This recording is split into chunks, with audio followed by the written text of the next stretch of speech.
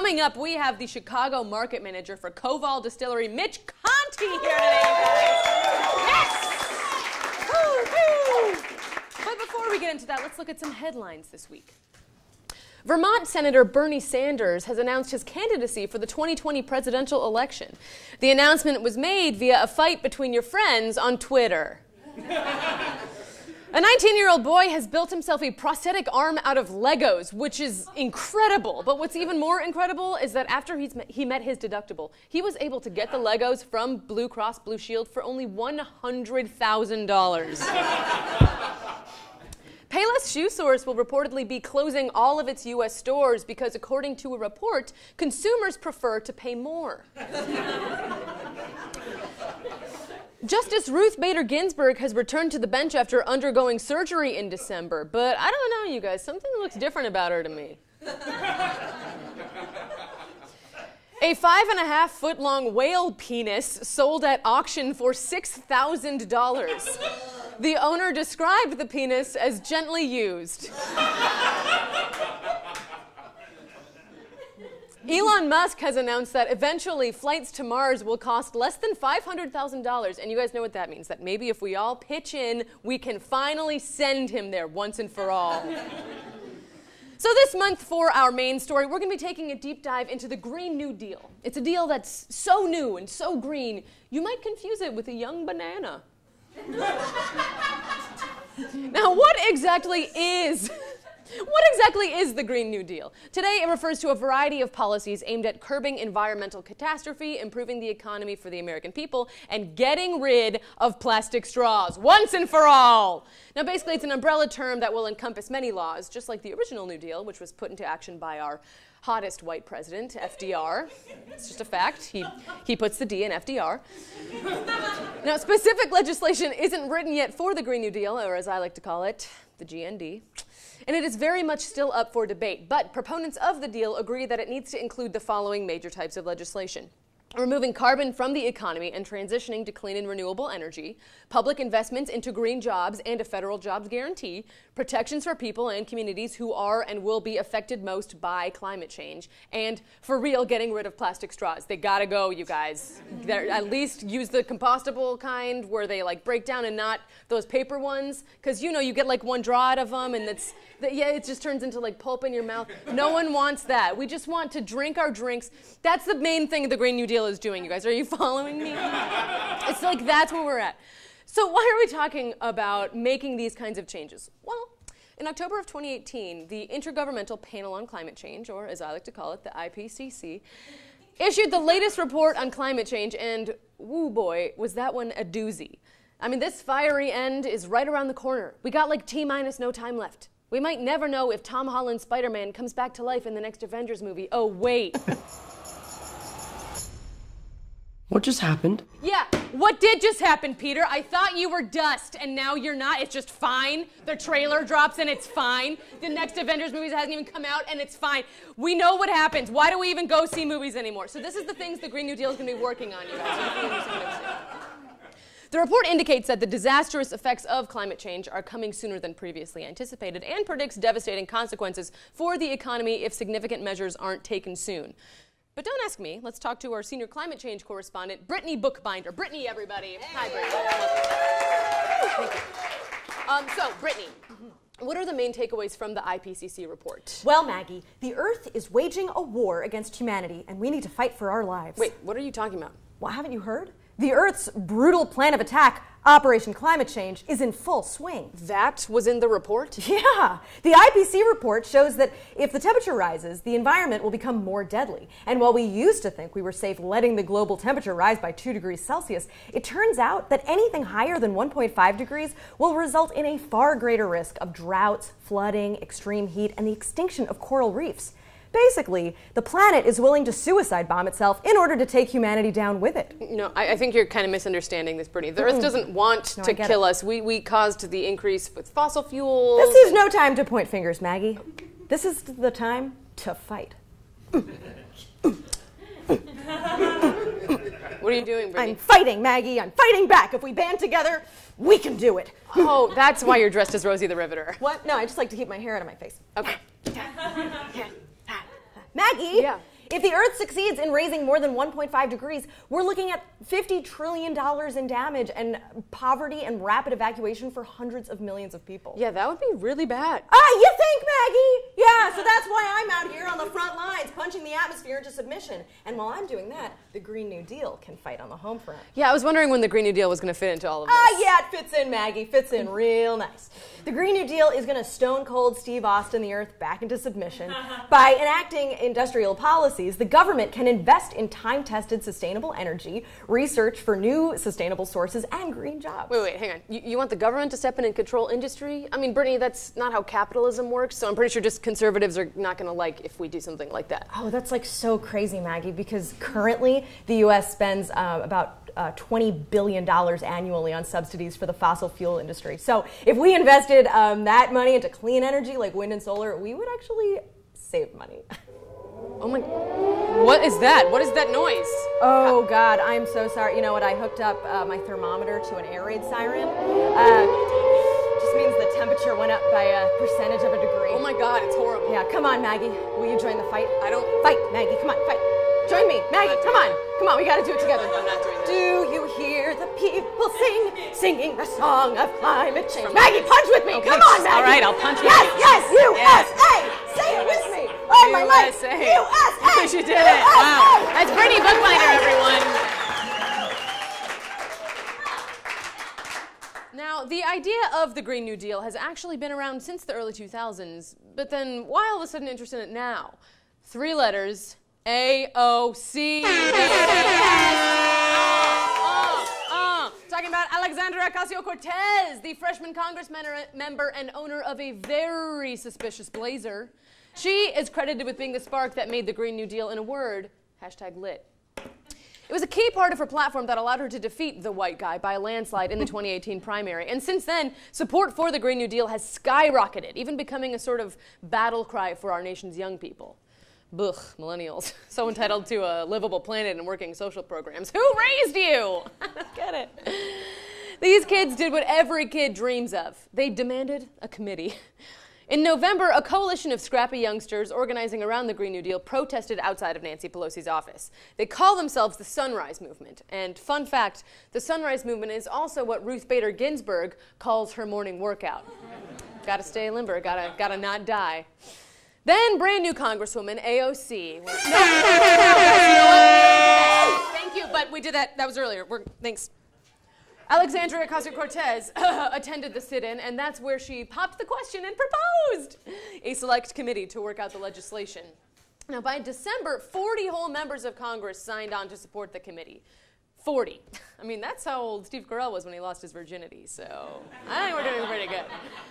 However, activists understand that it isn't enough to wait for Congress to act, because things can move pretty slow in Washington. Just for some reference, they only made lynching a hate crime this year.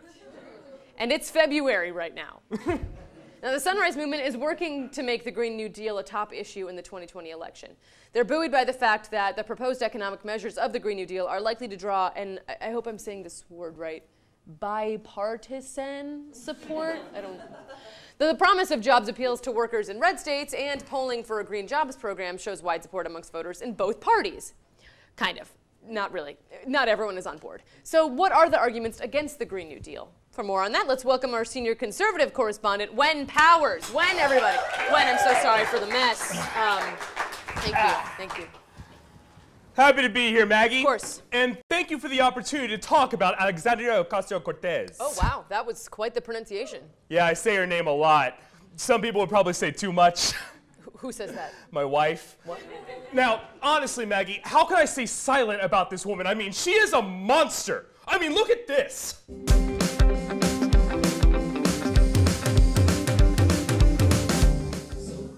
Why are we playing this video still? Because! Who does she think she is? She's like some kind of conniving witch, and I'm that Disney character that everyone loves that she's trying to trick. I'm not sure what you're talking about. Ariel? No, Judge Frollo.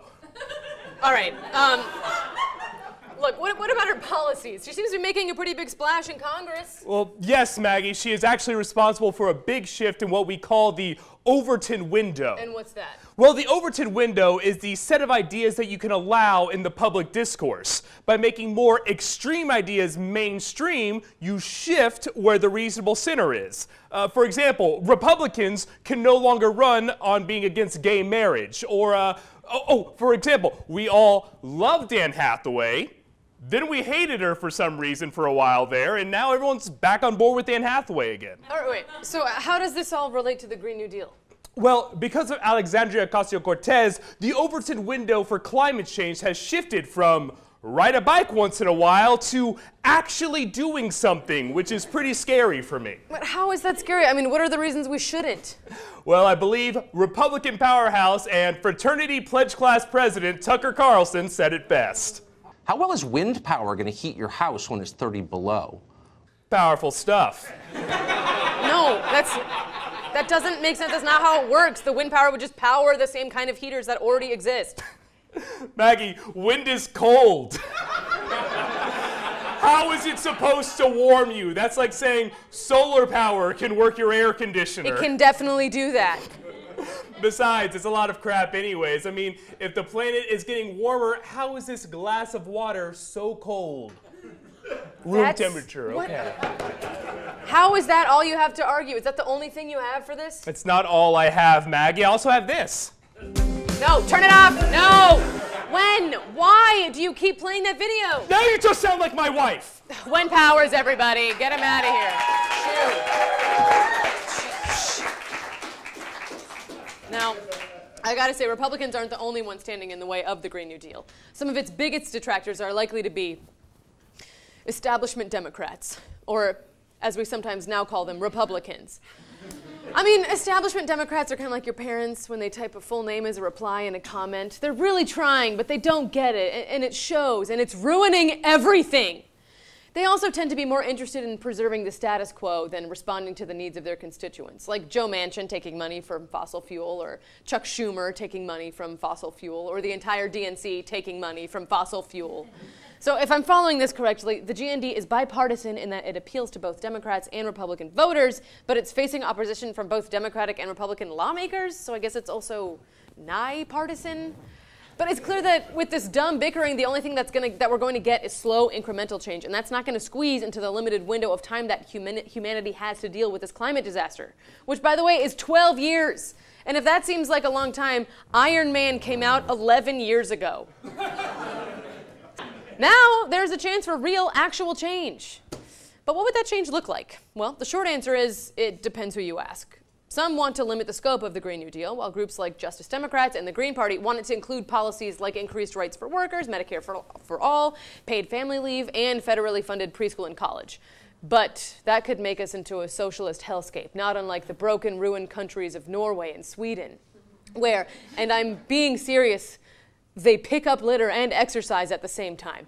It's called plogging, and it's real, and it makes them better than us, and I don't like that.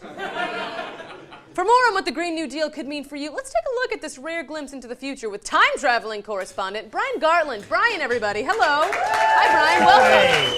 Hi. Hi. Hello. Thanks for having me in your 2019, Maggie. Yeah, where are you visiting us from, Brian? I'm not where, Maggie, but when. Thanks so much, it's totally worth it. Great setup. This is a crisp Lin-Manuel for you. We started printing his face on the 10 after... You'll find out. Spoilers, right? I mean, Yeah. You guys don't even know what happens in Game of Thrones yet. Oh my God! And she's like, oh my God, it's so crazy. Oh. What was I talking about? The Green New Deal. That's right. Yeah. Or as I call it, New Deal Ragnarok. Because it's a sequel that's both successful, satisfying, and Jeff Goldblum just kills it in both. I gotta say, it's been pretty great. For about a decade, I had an amazing job working on the transcontinental bi-coastal high-speed light rail public transit system, or as I call it, the choo-choo. With the money I was earning from the job and saving on no car payments, I was able to buy my own completely self-sustaining farm. Radish? Ooh. Oh, wow. Is that like some kind of future superfood or something? No, it's It's a radish I grew. I'm Brian. It's a radish. No, I'm good. I don't want a radish from your pocket. Rude. Well, employment rates went crazy. People building the train, people driving the train, hosting singing competition shows on the train, building giant wind farms, maintaining giant wind farms, selling legal pot to lonely wind farmers. Energy is a growth industry. They're not actually great. It's from your pocket. I'm not going to eat it. After the Great War ended and all the fires were put out, unemployment Wait. Hey, whoa, you just glossed over something pretty big there. Did you just say Great War? Yeah, the Great Carbon War, but you saw that coming, right? No, I definitely didn't. What happened? Well, eventually energy producers were regulated and taxed based on their environmental impact. Carbon emission output was highly fined. Manufacturing and transportation companies were charged and taxed based on consumption of resources, and huge investments were made into public transportation. Well, I mean, all that sounds great. So when did the war start? The second those bills became law. What? I call it the great oil coup of 2022. Nobody else does. That's not the year it happened. I just do it for the rhyme. Oh my God. It was crazy, though. I mean, Halliburton's private army stormed the Capitol. Elon Musk exploded trying to escape to Mars. And the rest, as they say, is history. Oh, history you guys don't know yet. Well, no spoilers, but here's a teaser trailer for you. The 30-foot statue of the hero of 2nd Gettysburg, General Ashley Judd, was not only built on the blood and sacrifice of brave men and women of every background, but out of 100% recycled material. Now, sadly, Maggie, I must return to my own time now. But from future Oregon and the 46 other states, I wish you the very best. No, wait, Brian, you just said private army? General Ashley Judd? 46 states? I have so many other questions. I mean, we figured out time travel? Golly, yes, but only for fake news interviews. He's gone! Wow, I guess so while we just bide our time until we get to whenever Brian was, lawmakers have to hash out specific policy proposals, and the media attention around the Green New Deal is putting politicians on notice. Anyone running for office in 2020 will not be able to remain quiet on this issue. The future is looking bright, but only we can decide if that brightness will come from hope or burning flames. And now, if AOC has taught us anything... No, we already said it! In my face! Get out of here! We'll be right back, everyone. I gotta clean this up.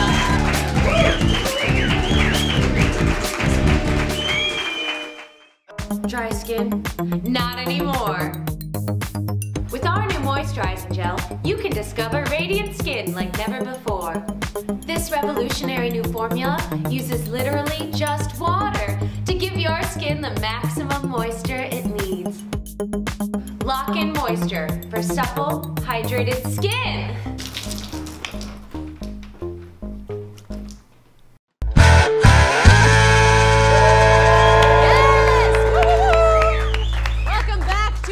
Tonight, I am joined by the Chicago market manager for KOVAL Distillery, Mitch Conti. Mitch, thank you so much for being here. Thank you. Yes. Appreciate it. Welcome to the news. Now, Mitch, you are the Chicago market manager. Yes. What does that mean? It's a blanket term. Blankets. Exactly. They keep you warm. Well, obviously, there's a lot of intelligent, always warm. Yeah, off to a great start. Just checking in with my crowd, making sure we're off to a great start. Great. There's a lot of intelligent, bartenders and bar owners and liquor store owners that educate the public about all the spirits that they carry. They can't obviously know every single thing right away, so the market manager will go in, educate those people about the brand, and then also public as well. So when you say educate them about the brand, I tell you what it is. You tell us what it is, and you drink it with them, I assume. Oh, all the time. All the time. Great. You're just drinking. Can I ask? Would you like to drink? Yeah, I kind of want to drink some whiskey right now. Well, that's why I brought it. Yes, awesome. Yes. All right. So treat me as you would a non-intelligent bartender, and tell me what. Personally, whiskey's like my favorite. Right. I love it. I drink it when I can.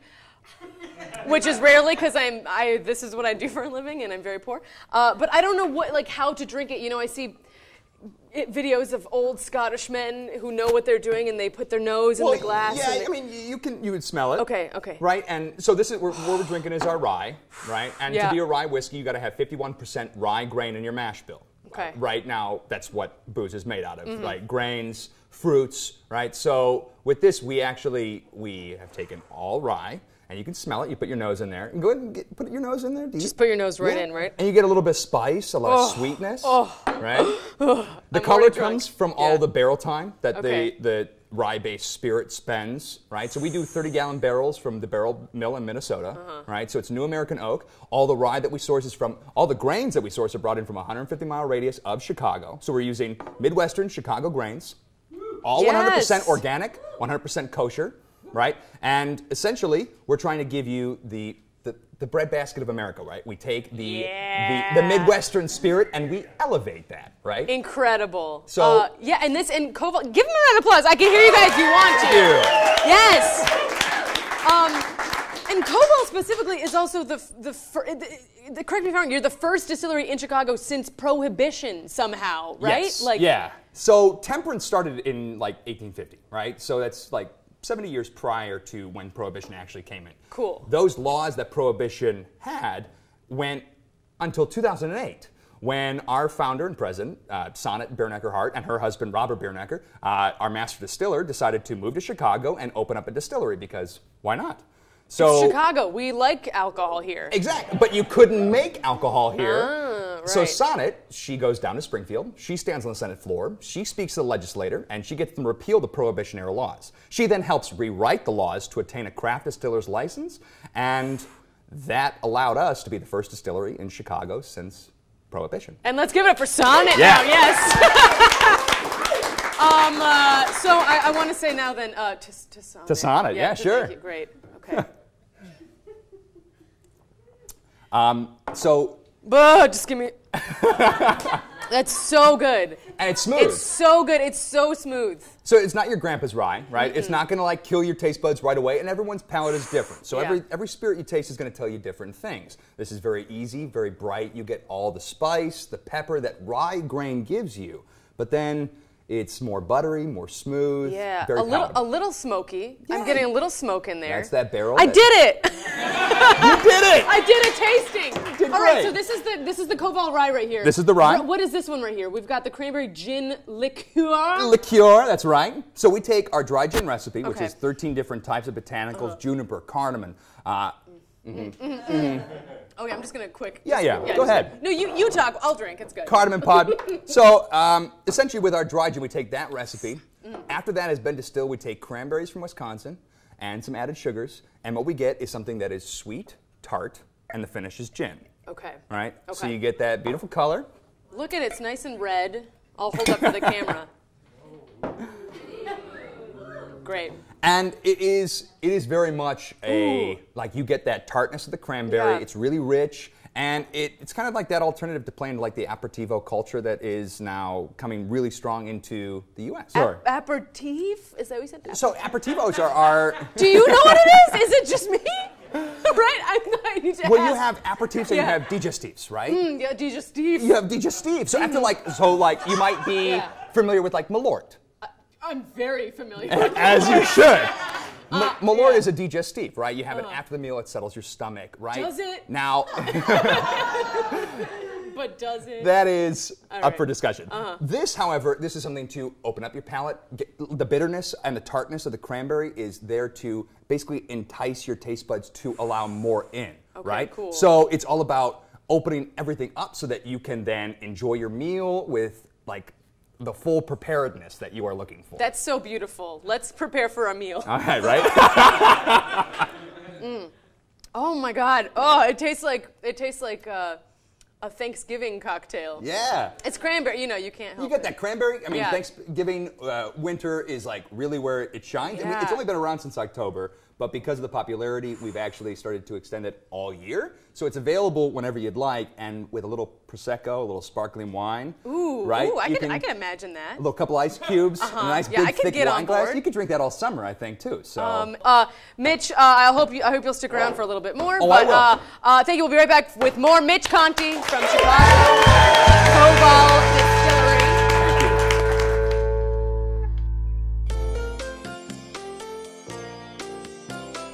Are you young and bored? Try Tide Pod flavored LaCroix. For the person who wants to be involved but doesn't want nerve damage. Tide Pod flavored LaCroix. It's 2018.